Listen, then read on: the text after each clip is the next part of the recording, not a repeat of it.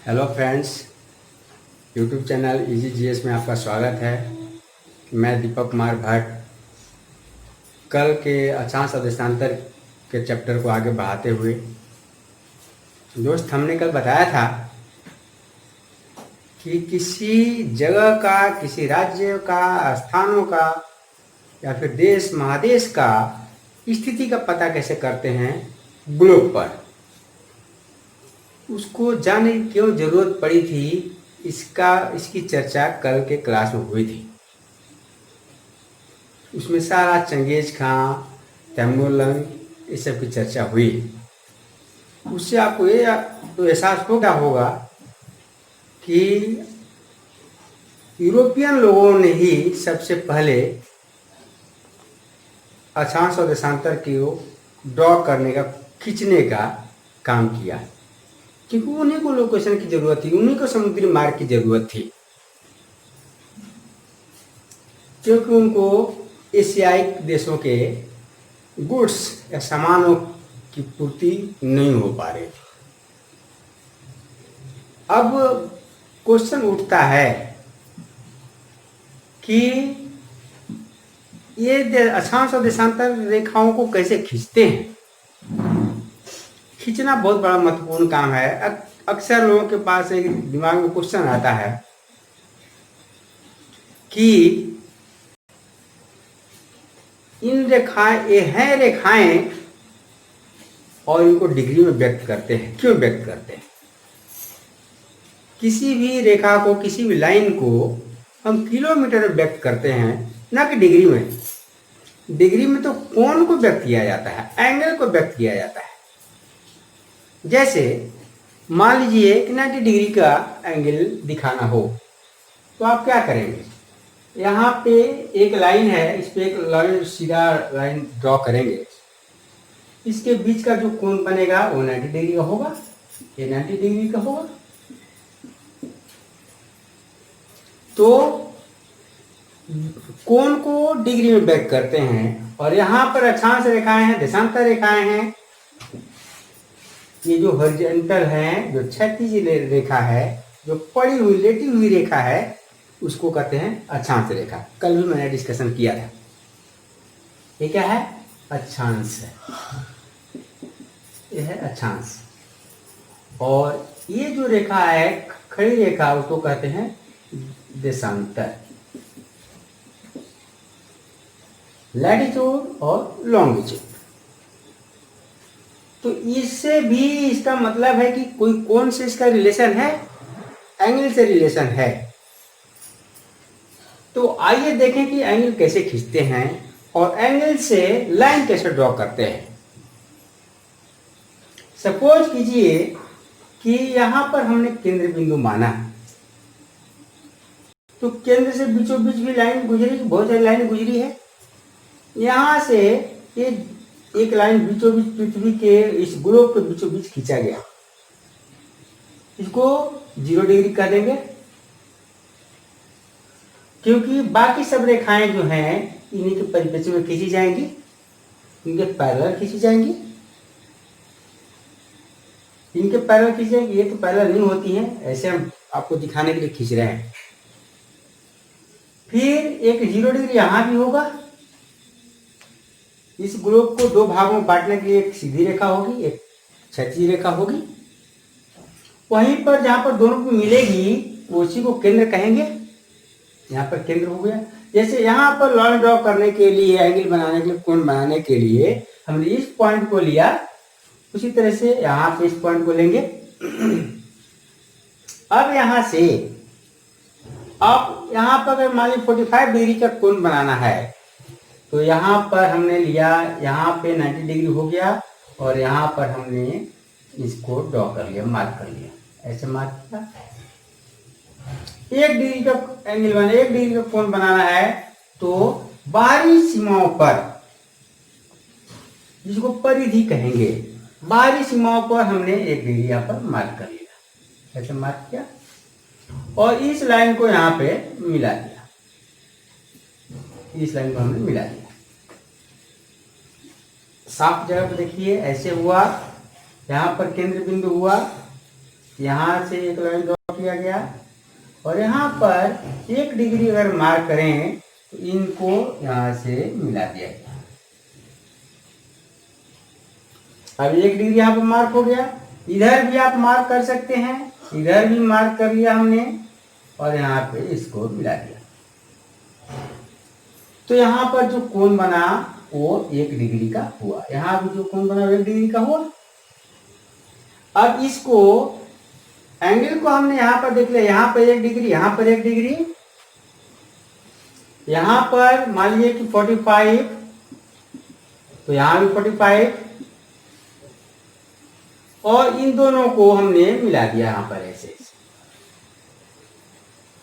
तो ये बना था यहाँ से कोण, यहाँ से इस जगह से केंद्र पर 45 डिग्री का कोण बना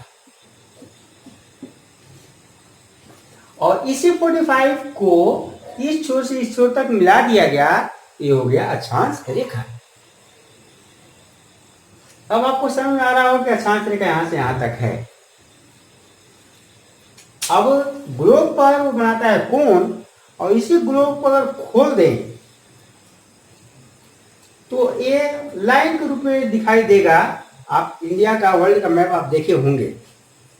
अगर सपोज कीजिए, देखिए ऐसे पृथ्वी को देखने के बाद, ग्लोब को देखने के बाद अंदर का जो पोर्शन है वो लग रहा है पृथ्वी के अंदर का पोर्शन। अगर पृथ्वी को में ड्रिल किया जाए, इस छोर से यहाँ पर ड्रिल करना शुरू करें और इस छोर तक ड्रिल कर दें तो आंतरिक पोर्शन होगा, आंतरिक गहराई होगी।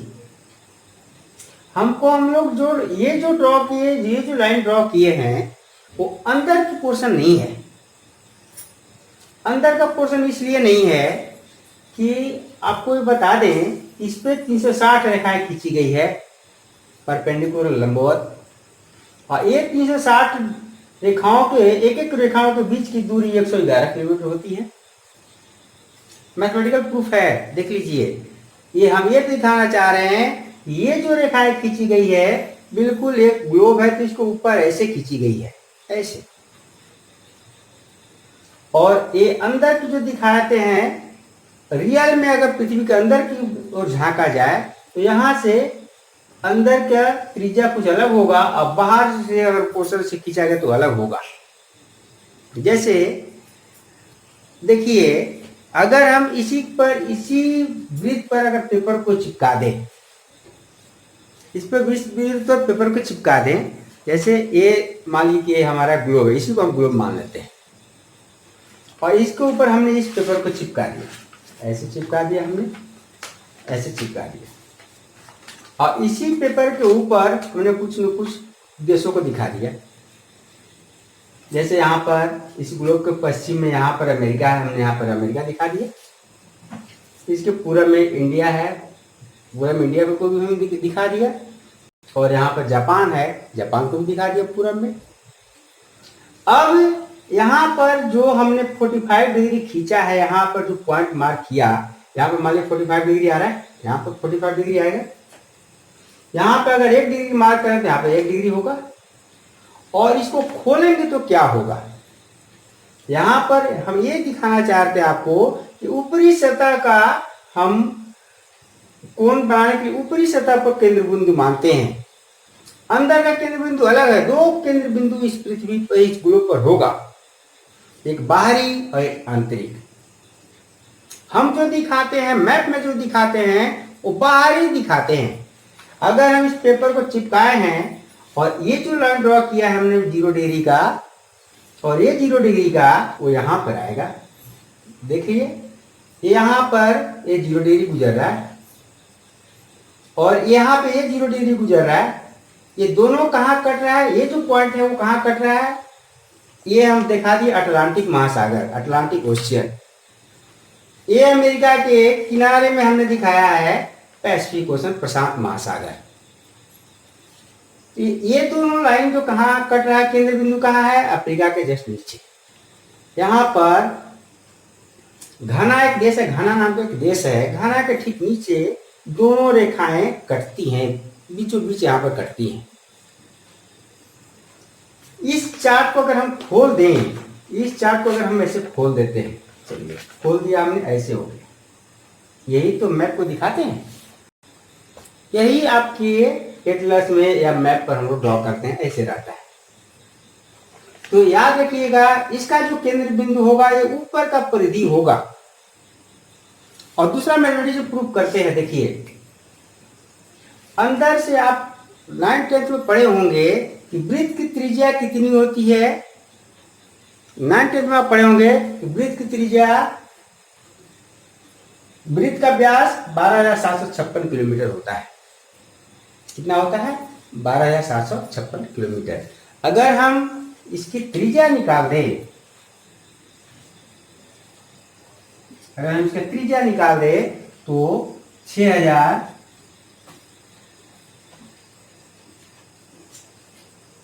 378 किलोमीटर होगा। 6,378 किलोमीटर होगा। अब देखिए यहां पर 6,378 किलोमीटर हो गया, लेकिन बाहरी पोर्शन जो हमने ड्रॉ किया था एटलस पर या मैप पर, उसका त्रिज्या निकालिए। देखिए दोनों में अंतर हो जाएगा। अंतर महसूस कराता है कि 2 केंद्र होगा इसका। यहां पर देखिए प्रत्येक 2 डिग्री के बीच 111 किलोमीटर लगभग मान लेते हैं। 111.31 किलोमीटर डिस्टेंस होता है। यहाँ से 1 डिग्री से इस डिग्री के बीच में जाने में यहाँ से ये जो डिस्टेंस है वो ये वाला डिस्टेंस है, ये तो 111 किलोमीटर आता है। पूरा पर 360 डिग्री, 360 रेखाएं खींची गई हैं। तो 360 से मल्टीप्लाई कीजिएगा तो 360 इंटू 111 लगभग 39,960 आएगा, 39,960 आएगा। और 111.31 होता है। अगर 111.31 एक्यूरेट वैल्यू देखे तो इसका वैल्यू लगभग हो जाता है 40,000 किलोमीटर। अब देखिए यहाँ पर व्यास 12,756 किलोमीटर एक्चुअल व्यास है। पृथ्वी के अंदर ड्रिल किए तो वहां पर जब कहीं कोई केंद्र मिलेगा या एक छोर से दूसरे छोर पास कर जाएंगे तब यहाँ पर इतना किलोमीटर होगा। और जब ऊपरी व्यास अगर देखे तो 40,000 किलोमीटर लगभग आता है। तो जो भी हमारी अक्षांश रेखाएं खींची गई है, लैटिट्यूड खींचा गया है, ऊपरी पोर्शन पर है। ऊपरी पोर्शन को ही लैटिट्यूड कहते हैं। बहुत सारी रेखाएं खींची जाती हैं। उसी तरह की रेखाएं हैं जैसे कि आप एटलस मैप में देख सकते हैं। एक छोटा मैप आपको दिखाते हैं। इस ग्लोब को भी इसको भी इसी तरह से लपेटा हुआ था। इसी बड़े ग्लोब पर ऐसे लपेटा हुआ खोला गया। देखिए यहाँ पे खोल दिया गया और खोल करके ये इसको खोलने के बाद ऐसा बनता है। इस पर लैटिट्यूड, अक्षांश और देशांतर खींचे गए हैं। तो अब आपको ये समझ में आ गया होगा कि अक्षांश ड्रॉ कैसे करते हैं, खींचते कैसे हैं। फिर से एक बार देखिए,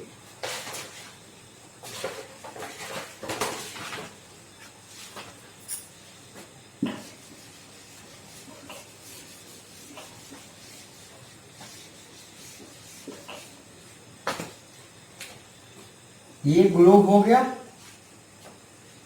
बस यहाँ पे एक लाइन ड्रॉ किया हमने, यहाँ पर केंद्र बिंदु माना। यहाँ पर मानिए कि 1 डिग्री हम अक्षांश खींच रहे हैं तो 1 डिग्री यहाँ से ये डॉटेड बनेगा, ऐसे बनेगा 1 डिग्री। यहाँ पे इसके सामने यहाँ भी 1 डिग्री होगा, यहाँ पर भी 1 डिग्री आएगा। और जहाँ पर दोनों पॉइंट जहाँ पर बना, दोनों पॉइंट जहाँ पर मार्क किए हैं उस पॉइंट को हमने मिला दिया ऐसे। ये हो गया हमारा 1 डिग्री अक्षांश, क्योंकि ये तो 0 डिग्री है, ये पहले से 0 डिग्री है। 1 डिग्री ऊपर, यहां भी तो ड्रॉ कर सकते हैं, यहां भी तो 1 डिग्री होगा, यहां भी 1 डिग्री होगा।